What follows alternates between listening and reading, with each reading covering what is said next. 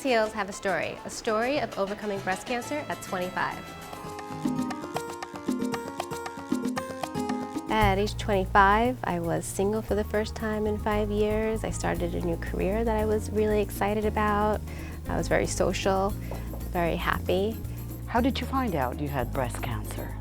When I went to the doctor and I asked him to check out this lump that I had for about 3 years, not connecting the dots that I had this. 3 years ago, after surgery, I had breast implants done.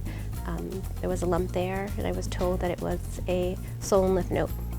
Then a couple of years later, when I found it again, and a shiver went down my spine, I felt something was instinctively wrong. What was the diagnosis? It was a stage 2 breast cancer.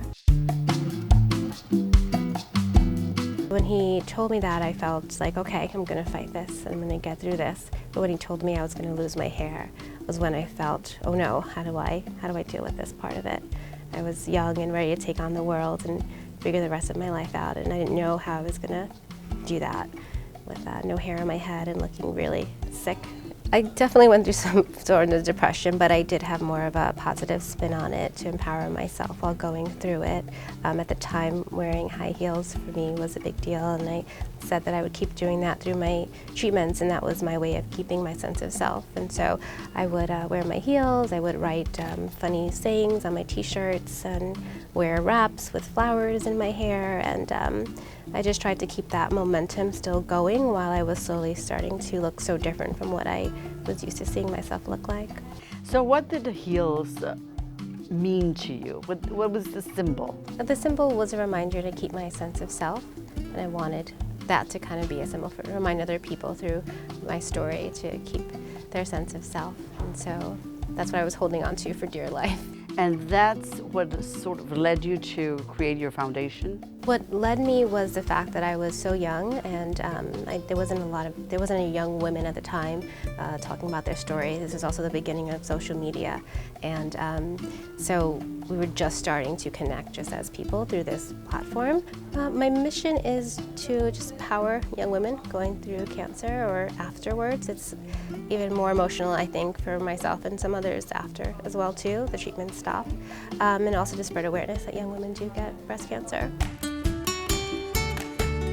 Through my foundation, we have life coaching and social activities for girls with and after cancer, and then opportunities like this to share my story, help spread it as well.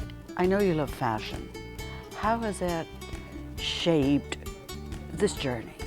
So fashion for me has played such a big part in my life and through this journey. It's just a way of me expressing myself and visiting all these different sides of myself. I feel like every 5 to 10 years I change my style.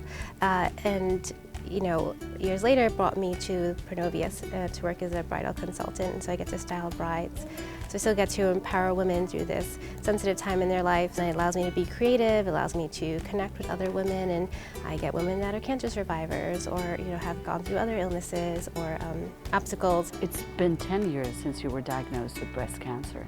How's your health now? My health is great, yay!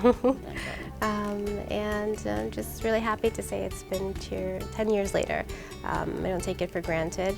My advice for young women for their own health and for checkups is to be on it. No one's going to advocate for you more than yourself, and without your health you have nothing.